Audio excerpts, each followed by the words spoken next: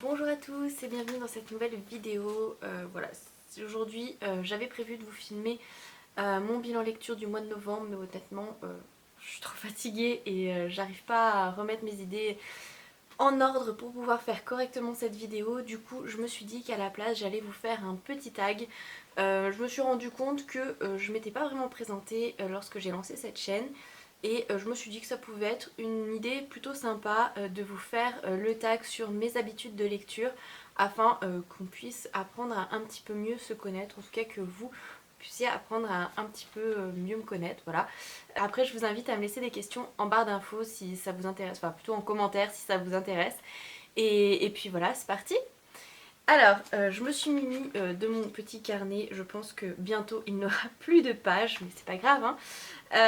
Donc la première question c'était: est-ce que tu as un endroit préféré pour lire? Et dans ma tête je m'étais dit oui, ça me paraît logique, je lis très souvent le soir, donc dans mon lit. J'aime bien me faire un petit coin douillet pour pouvoir bouquiner tranquillement. Mais je me suis rendu compte en réfléchissant à cette question que c'était pas mon endroit préféré pour lire. C'est l'endroit où j'ai l'habitude de me poser pour lire, mais mon endroit vraiment préféré, mon endroit qui est cher à mon cœur, c'est au bord du lit de mes enfants. Voilà, j'aime vraiment partager cette passion avec eux. J'aime prendre le temps de leur lire un, deux, voire trois livres avant qu'ils aillent se coucher. Euh, voilà, on a commencé avec Lilian à partir de ses 1 an, voilà. Et on a fait pareil avec Julian. Et à l'heure actuelle, Lilian est très friand de lecture. Je suis très fière quand il me dit: maman, est-ce que je peux lire un petit peu avant de dormir? Enfin voilà, j'avoue que je pense qu'il arrive à m'avoir comme ça, en me disant: maman, est-ce que je peux lire un petit peu avant de dormir? Comme ça il grappille quelques minutes. Mais voilà, moi je suis hyper contente d'avoir pu lui transmettre cette passion. Et voilà, j'espère faire pareil avec son petit frère. Donc mon endroit préféré c'est au bord du lit de mes enfants. Ensuite, la question numéro 2, c'est: est-ce que tu es plutôt marque-page ou n'importe quel morceau de papier, vous savez, pour garder la page où vous en êtes? Eh bien, moi, je suis du genre à mettre n'importe quoi dans mon livre, que ce soit un vieux ticket de caisse, que ce soit un pas bout de papier déchiré, que ce soit un dessin de mes enfants, que ce soit un élastique à cheveux, voilà, n'importe quoi qui est à portée de main. Voilà, si je dois m'arrêter de lire brusquement, je prends le premier truc qui vient, je le mets au milieu de mon livre et je pars faire ce que j'ai à faire, je reviens et je reprends ma lecture généralement. Mais ouais, ça peut être n'importe quoi. Vraiment, je pense qu'on pourrait trouver des choses assez étranges dans mes bouquins. Ensuite, est-ce que tu peux t'arrêter de lire n'importe où dans un livre ou dois-tu attendre la fin d'un chapitre? Alors, si je suis coupée comme ça momentanément, je peux m'arrêter n'importe où. Généralement, j'essaye d'arriver à un point et je m'arrête n'importe où, je vais faire ce que j'ai à faire, je reviens. Quand on est maman, c'est comme ça, on arrive à être un petit peu multitâche. Par contre, si je dois vraiment m'arrêter de lire pour aller me coucher ou pour partir à un rendez-vous ou sortir avec des amis, etc., je vais m'arrêter à un chapitre parce que voilà, je pense que c'est psychologique. Je ne connais pas une lectrice capable de s'arrêter comme ça n'importe où, soit dans un paragraphe, soit en fin de page. Si je dois vraiment stopper ma lecture là maintenant, il faudra que j'arrive à la fin d'un chapitre, sinon en fait je pense que je peux même pas. Vous savez, c'est ces espèces de toc qu'on a et en fait on peut pas s'arrêter de lire de toute façon tant qu'on n'est pas arrivé au bout du chapitre. Et ben moi c'est mon cas, je ne peux pas. Ensuite, la question numéro 4, est-ce que tu manges ou tu bois quand tu lis? Eh bien, je fais partie de ces personnes, oui, qui mangent, enfin, qui peuvent manger et boire quand ils lisent. Ça me dérange pas. Il m'arrive de, voilà, de lire avec une tasse de thé ou une petite infusion, mais beaucoup plus rarement de manger en lisant parce que, ouais, je sais pas, c'est quelque chose que je fais pas. Je crois que j'ai beaucoup trop peur de tâcher mon livre. Ensuite, musique ou télévision en lisant. Alors je suis pas quelqu'un qui est facilement distraite. Voilà. Si je me mets la télévision en fond et que je bouquine, je suis capable de me plonger dans mon livre et de relever la tête à un moment en me disant: ouh là là, ça fait un moment, enfin j'ai raté quasiment 1 heure du film. En même temps, voilà, on ne peut pas apporter son attention correctement sur deux choses. Mais voilà, moi ça me dérange pas en bruit de fond de mettre une petite musique ou, ou la télévision. D'ailleurs, je lis très souvent sur le canapé pendant que mon chéri regarde un film ou qu'il joue aux jeux vidéo. Après, c'est vrai qu'à la maison on n'est pas forcément très musique, donc c'est rarement avec un bruit musical de fond. J'aime pas trop mettre volontairement vous savez, une petite musique douce pour accompagner ma lecture, c'est pas du tout mon truc, donc voilà. Ça me dérange pas, mais voilà, c'est pas quelque chose que je mets exprès pour lire, vous voyez. Ensuite, la question 6, un livre à la fois ou plusieurs.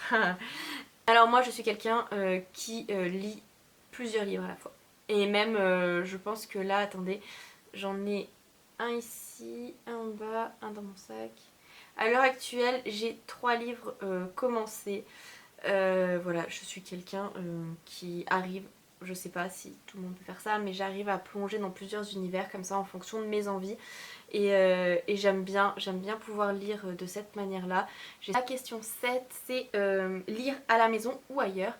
Moi, je lis exclusivement à la maison, sauf quand je travaille et que je travaille en journée complète. Généralement, j'ai une pause assez conséquente entre, pour l'heure du repas, entre midi et 2 heures. Et là, je peux lire au travail, mais ça arrive très rarement, donc je lis quasiment uniquement chez moi.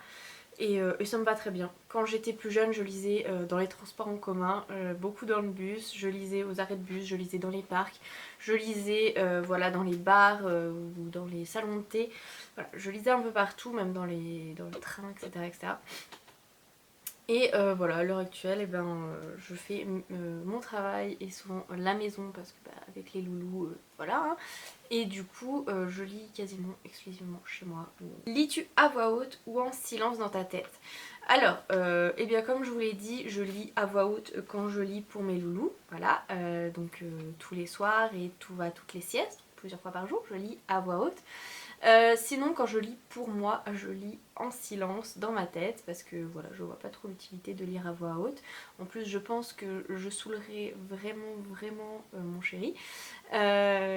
Les seules fois où je lisais à voix haute pour moi, c'était quand j'étais étudiante et que je faisais les 100 pas dans ma chambre pour intégrer les leçons, pour les apprendre et voilà. C'était le seul moment où vraiment j'ai lu pour moi-même à voix haute. Sinon c'est exclusivement dans ma tête.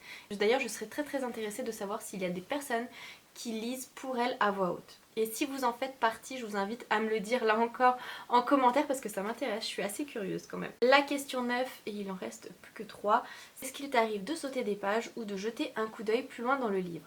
Alors, non. Si. Oui, ça m'arrive. Ça m'arrive quand le livre commence à m'ennuyer et que je suis en attente de quelque chose pour pouvoir continuer ma lecture.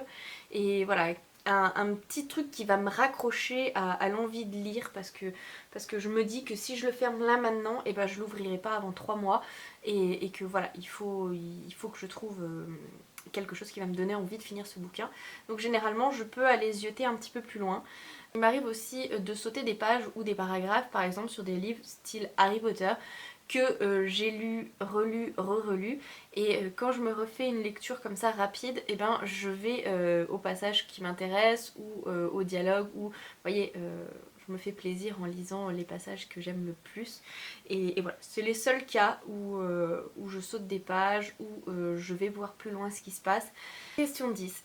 Casser la tranche ou la garder intacte? Eh bien, autant que faire se peut, j'aime que la tranche de mes livres soit intacte. Après, je suis pas une... voilà, ça va pas me déranger en soi.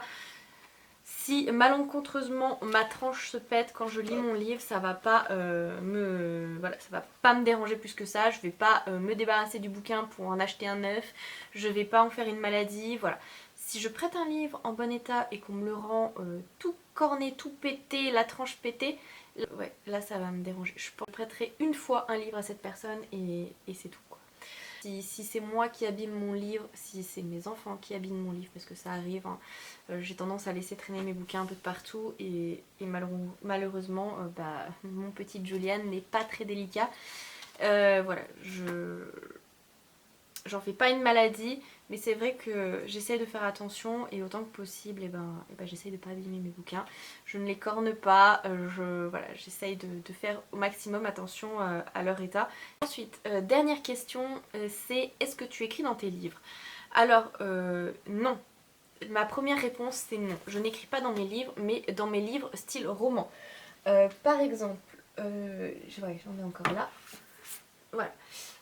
J'ai des livres comme ça sur un petit peu l'éducation, par exemple Au cœur des émotions de l'enfant d'Isabelle Filiosa. D'ailleurs, si vous êtes jeune maman, c'est une autrice que je vous recommande à 200%. J'en ai 2, 3 d'elle et c'est vrai qu'il m'arrive de prendre des petites notes à l'intérieur. J'ai un bouquin sur les huiles essentielles et il m'arrive de noter dans la marge les petits mélanges en inhalation que j'ai pu faire, les baumes que j'ai créés, voilà, les petites choses que je fais moi. C'est vrai que il m'arrive de mettre un petit commentaire, de donner un avis pour que moi je m'en souvienne plus tard. Voilà, j'ai essayé ça, ça a fonctionné, j'ai essayé ça, ça a bien marché en massage, en apaisant, pour apaiser, etc. etc. J'ai aussi un livre sur les activités Montessori. Et là pareil, j'ai corné les pages sur les activités que j'ai faites. Et à l'intérieur, je me suis noté ce qui avait plutôt bien fonctionné avec Juliane, ce que j'avais mis en place avec Lilian, parce que voilà, ça va à différents âges. Je pense notamment au mobile que j'ai fait pour Juliane, je pense au potager qu'on a fait cet été avec Lilian. Enfin voilà, je me note certaines choses et un petit peu voilà ce que ça peut apporter, pas forcément le bénéfice, mais voilà, souvent c'est des chouettes moments partagés ensemble et c'est sympa. Donc voilà, c'est tout pour cette vidéo, j'espère qu'elle vous aura plu, je vous invite à la liker, à la partager si c'est le cas. N'hésitez pas à mettre des commentaires si vous avez des questions, voilà, si vous avez envie de savoir d'autres petites choses sur moi. Je me suis dit que peut-être je ferai une vidéo de présentation, je sais pas trop comment je vais tourner ça, mais si vraiment ça vous intéresse, eh ben, je vous en ferai une. Et puis voilà, je vous souhaite à tous un très très bon week-end, je vous dis à très bientôt. Salut salut!